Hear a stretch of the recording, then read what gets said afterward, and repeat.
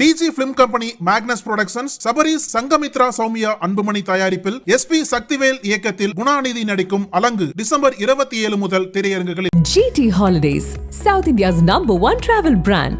You know you are special when you're with GT Holidays. Nakkheeran நேயர்களுக்கு வணக்கம். இன்று நம்முடன் கருத்துக்களை பகிர்ந்து கொள்ள இணைந்திருக்கிறார் திமுக தேர்தல் பணிக்குழு செயலாளர், முன்னாள் சட்டமன்ற உறுப்பினர் கடலூர் இள புகழேந்தி அவர்கள். வணக்கம் சார். அனைவருக்கும் வணக்கம். தமிழகத்தில் பெண்கள் மீது தொடுக்கப்படும் குற்ற செயல்கள் நாளுக்கு நாள் அதிகரித்து கொண்டே இருக்கிறது அப்படிங்கிறார் பாஜக மாநில தலைவர். அண்ணா பல்கலைக்கழக மாணவி வன்கொடுமை செய்யப்பட்ட சம்பவத்தில் இந்த குற்றச்சாட்டை சுமத்துறாரு.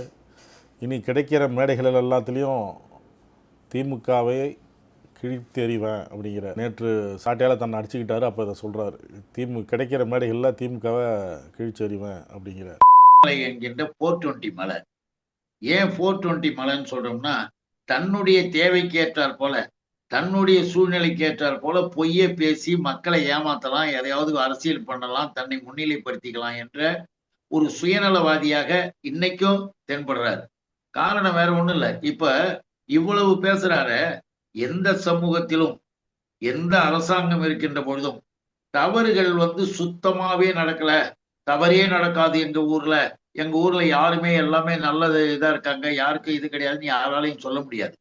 அந்த வகையில மக்களுக்கு நல்ல போதனைகளை சொல்லி நல்லா இருக்கணும்னு சொல்ற திராவிட மாடல் அரசுல இருந்துகிட்டு மக்களை மேலும் வீழ்த்தக்கூடிய அளவிற்கு, அவர்களை கெடுக்கக்கூடிய அளவிற்கு செயல்படுறதே இந்த பாசிச பாஜகவினர் தான் நான் சொல்லுவேன். இதுல மிஸ்டர் சொல்றார், இது என்னன்னு ஒண்ணு தெரிஞ்சுக்கணும். சாட்டையால அடிச்சுக்கிட்டோம், இல்ல எதையாவது அடிச்சுக்கிட்டோம், எப்படியாவது போகட்டும். இதெல்லாம் யாரை ஏமாத்துற வேலை? இது என்ன நாடகம்? இது என்ன நடிப்பு? நாங்களா சொல்றோம்? உன் கட்சியை சேர்ந்த, உன் கட்சியில முன்னால ஒரு பெரிய ஆளா இருந்த SP சேகர் இந்த மாதிரி காமெடி பீஸ், இந்த மாதிரி நகைச்சுவை பண்ணிக்கிட்டு இருக்கிறவனால தாங்க எங்க கட்சிக்கு வர ஓட்டு கூட பாதி வீணா போகுது. இந்த ஆளை முதல்ல எடுக்கணும், நீக்கினாதான் நாங்களே செயல்பட முடியும்னு அவர் சொல்றாரு. இன்னும் கூட கேட்டீங்கன்னா, இந்த பெரிய இதாட்ட பாலியல் இதுன்னு சொல்றாரு. இந்த பாலியல் வன்கொடுமையை நடத்தி கொண்டிருந்தவர்கள் யாராக இருந்தாலும் நடவடிக்கை எடுக்கணும். இப்போ திமுக ஆட்சி நடக்குது, திராவிட மாடல் ஆட்சி. அதுல ஒரு பெண்ணு அண்ணா யூனிவர்சிட்டியில எங்க இருக்குது? இன்னும் கேட்டீங்கன்னா சொல்றது எங்க இருக்கு? கவர்னர் மாளிகைக்கு அருகில். கவர்னர் யாரு? RSS ரவி. இந்த RSS ரவியினுடைய கட்டுப்பாட்டில் இருக்கிற தன்னாட்சி உரிமை பெற்ற பல்கலைக்கழகம். அந்த தன்னாட்சி உரிமை பெற்ற பல்கலைக்கழகத்துல கவர்னருடைய பர்மிஷன் இல்லாம யாரும் போக முடியாது, வர முடியாது. சும்மா அரசாங்கத்துக்கு மேல நீ எகிரி குதிச்சுக்கிட்டு இருக்கிற, உனக்கு வெக்கமா இல்ல? நீ படிச்சவன் தானே. IPS படிக்கும் போதே நீ ரிட்டன் எக்ஸாம்ல ஃபெயிலு, நேர்முக தேர்வுல இன்டர்வியூ பண்றேன்னு சொல்லி நீ RSS கோச்சிங் சென்டர்ல படிச்சு வந்ததுனால இன்டர்வியூ பண்றேன்னு சொல்லி உனக்கு மார்க்கை அள்ளி வீசி உன்னை IPS ஆபீசர் ஆக்கினானுங்க. ஆரம்பமே நீ பொய், பித்தலாட்டம், கோளாறு. நீ இதை நினைக்கணும். அந்த யூனிவர்சிட்டியினுடைய முழுமையான அதிகாரமும் உன்னுடைய RSS ரவிகிட்ட இருக்கு. அதை எப்படி இவர் போனாரு, இவர் உள்ள வந்தாரு, இவர் போனாருன்றதெல்லாம் என்ன அர்த்தம்? நீங்கள் உங்களுடைய பாதுகாப்பு, உங்களுடைய நிலைப்பாட்டுல நீங்க அரசுகிட்ட தெரிவிச்சு வாங்கியிருக்கணும். எதுவும் கிடையாது. அங்க என்ன நடந்தது போச்சுன்றதுக்கும் முழுமையாக அதனுடைய இன்சார்ஜ் யாரோ அவர் தான் அதுக்கு பொறுப்பு. ஆனால் அப்படி விட்டுடல. இந்த சம்பவம் சம்பந்தமாக தகவல் வந்த உடனே அடுத்த வினாடி யாரா இருந்தாலும் என்ன வேலை தெரியுங்களா? அவர் என்ன கட்சி, இவர் எந்த கட்சி, இவங்க தாத்தா எந்த கட்சி, இவங்க மாமா எந்த கட்சி, உடனே அந்த கட்சி பேரை சொல்லலாம். இதைய ஒரு IPS படிச்சுவான் வேலை? அறிவில்லை உனக்கு? யாராக இருந்தாலும் எங்க முதல்வர் சொல்லிட்டார், அது எவராக இருந்தாலும் சரி, தவறு செய்தால் நடவடிக்கை வித்தின் 5 hours.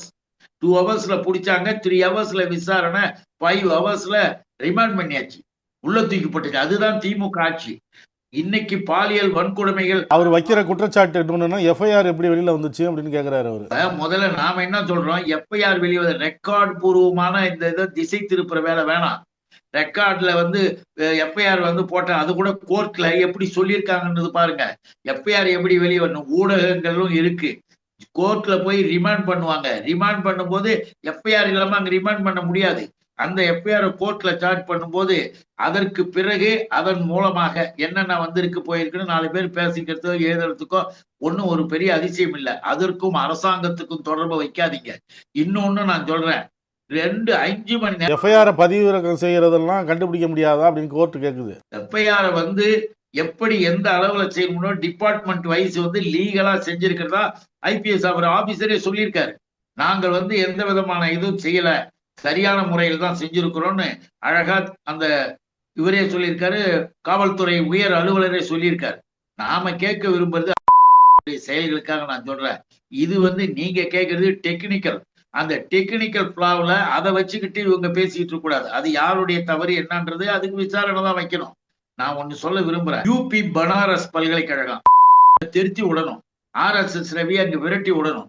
அந்த பனாரஸ் பல்கலைக்கழகத்துல 3 பேர் துப்பாக்கி ரிவால்வர் கையில வச்சுக்கிட்டு, கையில வந்து துப்பாக்கியை வச்சுக்கிட்டு ஒரு பைக்ல 3 பேர் போய் ஒரு நண்பனோடு போய்கிட்டு இருந்த ஒரு பொண்ணை தூக்கின்னு வரானுங்க. தூக்கிட்டு வந்து பாலியல் வன்கொடுமைகளை செய்து தூக்கி போடுறான். ஒரே தகராறு. ஒரு எஃப்ஐஆர் கூட அந்த போலீஸால் போட முடியல.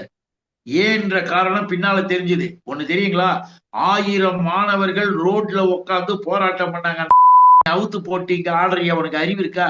உன் கட்சி, உன் யோகி 1000 மாணவர்கள் வெளியில எவ்வளவு நாள்? 1 வாரம் 10 நாள் போராடுறாங்க. 60 நாள் கழிச்சு 2 பேரை அரெஸ்ட் பண்ணுது போலீஸ். உத்தரப்பிரதேச பிஜேபி போலீஸ் 60 நாள் கழிச்சு அரெஸ்ட் பண்ணா 2 பேர் யார் தெரியுங்களா? பிஜேபி ஐடி விங்ல பொறுப்பில் இருப்பவர்கள். பொறுப்புல இருக்கிறாங்களாம் பிஜேபி ஐடி விங்ல. அதனால அவங்களை பிடிக்காம காலம் தள்ளலாம். இவங்க எல்லாம் போராட்டம் அதிகமாச்சு, எதிர்கட்சிகள்லாம் போராட ஆரம்பிச்ச உடனே மாணவர்களும் பெரிய அளவுல வந்த உடனே பிடிச்சானுங்க. இந்த யோக்கியதையில இருக்கக்கூடிய மிஸ்டர் பாரதிய ஜனதா இங்க வந்து பெரிய கேள்வி கேட்கறிய. இன்னும் கூட சொல்றோம், என்னமோ இது போட்டு அடிச்சுக்கிறிய.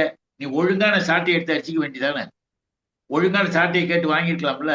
சும்மா இலவம் பஞ்சில செஞ்சதை எடுத்து போட்டுக்கிட்டியா? அது வந்து சிரிப்பா சிரிக்குதுன்னு உன் கட்சியை சேர்ந்தவன் தான் சொல்றான். இதை விட இன்னொரு மோசம் என்ன தெரியுங்களா? நீ ஒரு மாநில தலைவர். உன் மாநில தலைவருடைய அதிகாரம் இருக்கும்போது ஒரே ஒருத்தராவது உன் கட்சியில இருந்து பெரிய தலைவர்கள் வந்தாங்களா? ஏன் பக்கத்திலே வானதி இருந்தது வந்துதா? ஏன் அந்தாண்ட எச் ராஜா வந்தாப்லையா? இல்ல எல்போர்டு முருகன் வந்தாப்லையா? இல்ல யாராவது? யாருமே இல்ல. ஏன்னா எல்லாரும் தூரமா நின்று உன்னை பார்த்து சிரிக்கிறான். இது ஒரு வழக்கு, ஒரு சம்பவம், ஒரு கொடுமை, நடக்கக்கூடாத வேதனைக்குரிய ஒரு பாவமான ஒரு கொடூரமான செயல். அந்த வேதனையோடு இருக்கும்போது நடவடிக்கை எடுக்க வேண்டியது ஒரு அரசு, காவல்துறை. நடவடிக்கை எடுத்து நீதிமன்றத்துல எல்லாம் முடிச்சாச்சு. இன்னும் கூட சொல்றோம், லீகலா ஐபிஎஸ் படிச்ச லீகலா வரட்டும். I am ready to speak. நீ வந்து பேசி பாரு. என்ன உனக்கு சட்டம் தெரியும்? என்ன கிழிச்ச நீ? இன்னைக்கு இருக்கிறது கோர்ட்டுக்கு போயிடுச்சு. கோர்ட் வந்து ரிமாண்ட் பண்ணிடுச்சு. அவனை வச்சிருக்கு. காலு கையில காயம் இருந்தால் போதுமா? தபார், அவன் தப்பிச்சு ஓடுவதற்கு அவன் தடுமாறலாம், அவன் விழுந்து வாரலாம், உடைக்கலாம். எதுவாக இருந்தாலும் நாங்க விட மாட்டோம்னு தூக்கி போட்டா அவன் திமுக என்ன? திமுகனா கால் உடைச்சு கண்டு போட்டா திமுகவா? ஏன் அவன் மேல நடவடிக்கை எடுக்கிறது இருந்து தப்பா? எந்த கட்சின்லாம் பார்க்க மாட்டோம்னு சொல்லி தெளிவா முதல்வர் சொல்லிட்டாங்க. அதனால நடவடிக்கை எடுக்குது. இன்னும் விசாரணையும் நடக்குது. கோர்ட்ல மேட்டர் இருக்கு. இதுக்கு மேல கோர்ட்ல பிரச்சனைகள் வந்ததற்கு பிறகு அது சம்பந்தமா நம்ம பேசுவது அவ்வளவு சரியில்லை. அவங்க மூலியமாக எல்லாம் டிபார்ட்மெண்ட் வைஸ் நடக்கும். சம்பவத்திற்கு வந்து நடவடிக்கை எடுத்தாச்சு. இவனுங்களை மாதிரி கிடையாது. இன்னும் கூட ஒண்ணு சொல்லணும்னா, மணிப்பூர் எடுத்துங்க.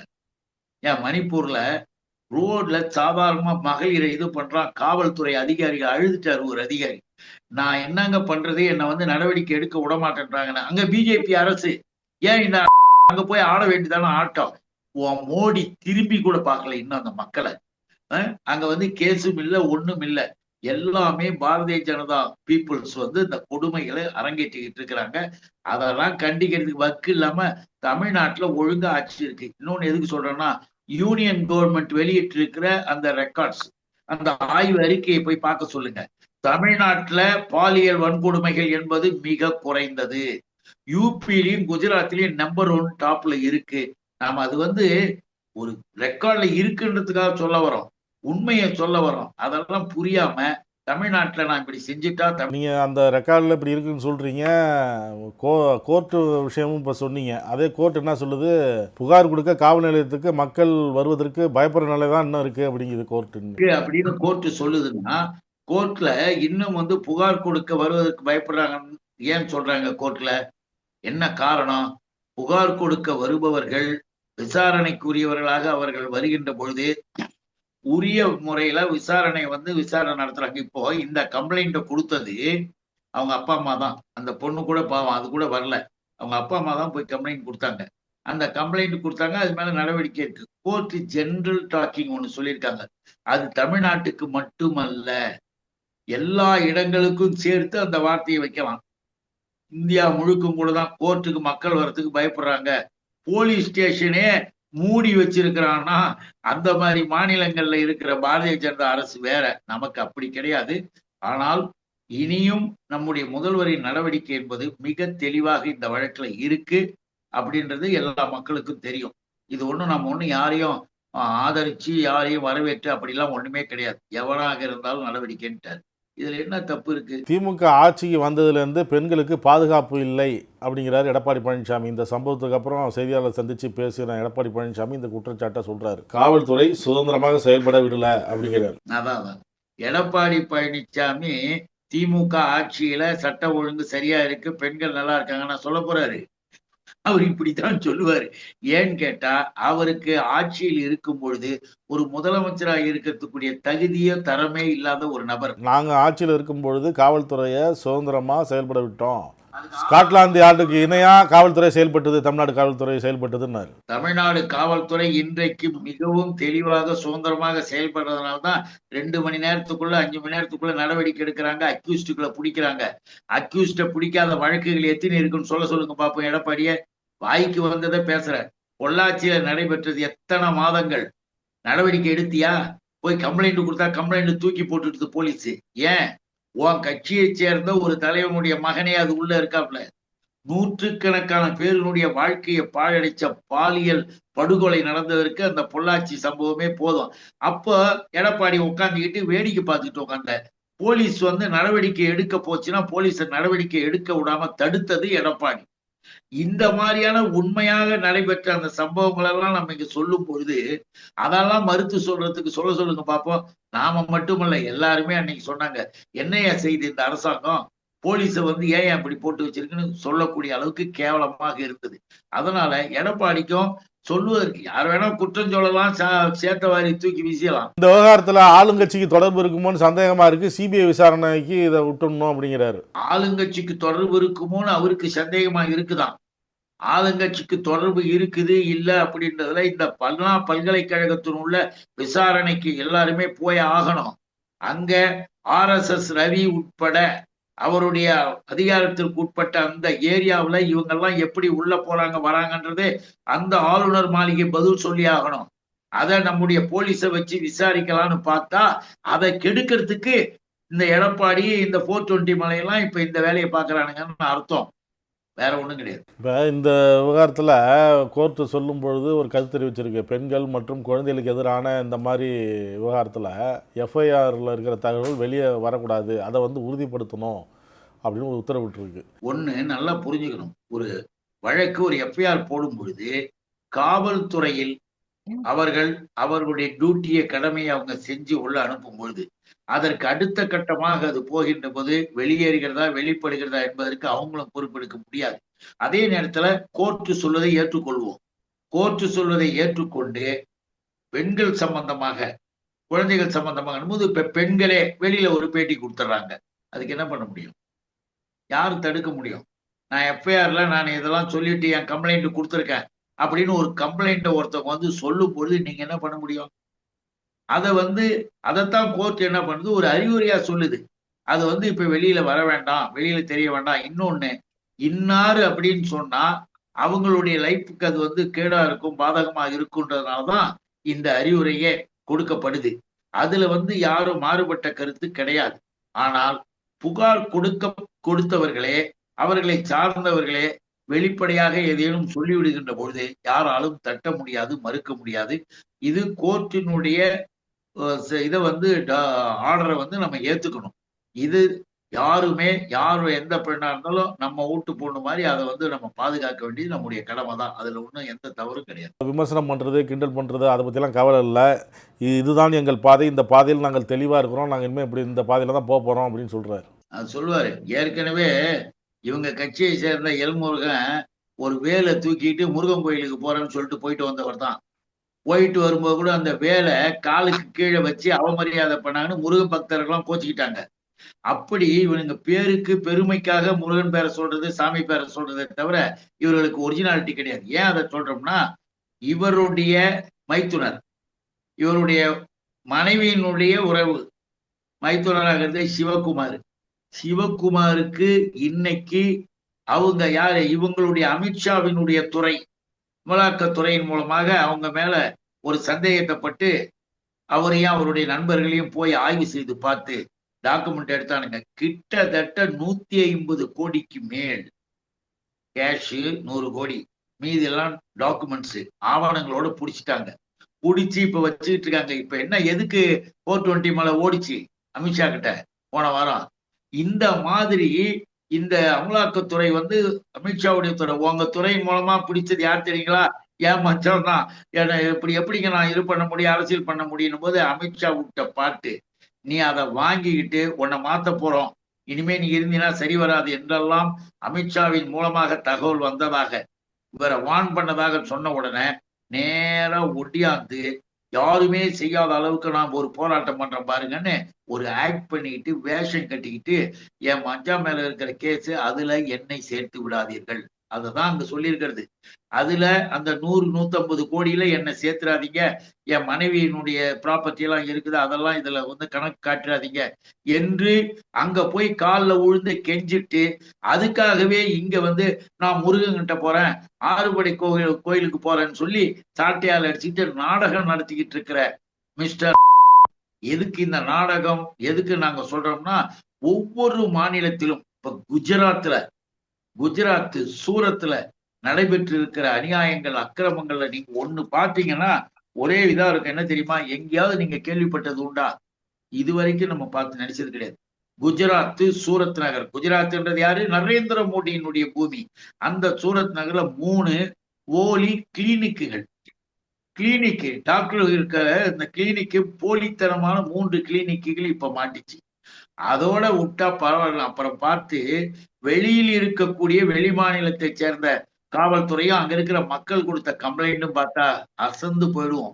3-4 போலி நீதிமன்றங்கள் எப்படிடா நடந்தது? போலி நீதிமன்றம். அந்த போலி நீதிமன்றத்துல பிஜேபி நிர்வாகிகள், ஜட்ஜஸ், போலி நீதிமன்றம், போலி வருவாய்த்துறை அலுவலகம், அவங்க சர்டிபிகேட் கொடுக்குறாங்க, கான்ட்ராக்டர் அந்த இது கம்யூனிட்டி சர்டிபிகேட்லாம், ரெவென்யூ சர்டிபிகேட்லாம், அதுவும் போலி. இப்படி போலித்தனமான அலுவலகங்களையும் காவல்துறை நிலையத்தையும் நீதிமன்றங்களையும் உலகத்திலே எங்கேயும் பார்க்க முடியாது. மோடியினுடைய குஜராத்ல பார்க்கிறோம். அதுக்கெல்லாம் இந்த இன்னைக்கு இப்படிலாம் நாடகம் ஆடியது மூலமாக இதெல்லாம் மக்கள்கிட்ட சொல்லக்கூடிய ஒரு வாய்ப்பு நமக்கு கிடைச்சிருக்கு. அதெல்லாம் எடுத்து பார்த்தாதானே தெரியுது. இவ்வளவு கேவலமாக இழிவாக இருக்கக்கூடிய அந்த நிலையில் தப்பிக்கணுன்றதுக்காக இப்ப போடக்கூடிய தப்பான நாடகம். அதனாலதான் அவங்க கட்சியை சேர்ந்தவங்களே ஒருத்தர் கூட வரல. அதுக்கு பதில் சொல்லுங்க பாப்போம். ஏன் ஒருத்தர் கூட வரலன்னு கேட்டா, அவங்களுக்கு தெரியும் இவன் செய்யறது இது ஒரு கிரிமினல் வேலையில தப்பிக்கிறதுக்காக. இந்த கிரிமினல் நம்ம கிட்ட போகக்கூடாது, நம்ம மேல ஏதாவது வந்துட போகுதுன்னு ஒருத்தர் கூட போகல. இல்லட்டெல்லாம் அப்படியே தாண்டி குதிக்கிற கூட்டம் ஏன் போகலன்றத நம்ம புரிஞ்சுக்கணும். அதுக்காக தான் நான் இதை சொல்ல வந்தேன், தவிர வேற ஒண்ணு. கருத்துக்களை பகிர்ந்து கொண்டதற்கு நன்றி சார். அனைவருக்கும் வணக்கம், நன்றி. நக்கீரன் டிவிக்கு சப்ஸ்கிரைப் செய்யுங்கள். உங்கள் ஆதரவே எங்கள் பலம். ஆசிரியர்களுக்கு நண்பனாகவும் மாணவர்களுக்கு ஆசானாகவும் திகழும் தேர்வு வழிகாட்டி. ஒவ்வொரு பாடத்திற்கும் அனுபவமிக்க ஆசிரியர்களின் துல்லியமான தெளிவான விடைகள். CNC இருக்கு, தேர்வு பயம் எதற்கு? இது தீரன் பப்ளிஷிங் ஹவுஸ் விற்பனை வெளியீடு.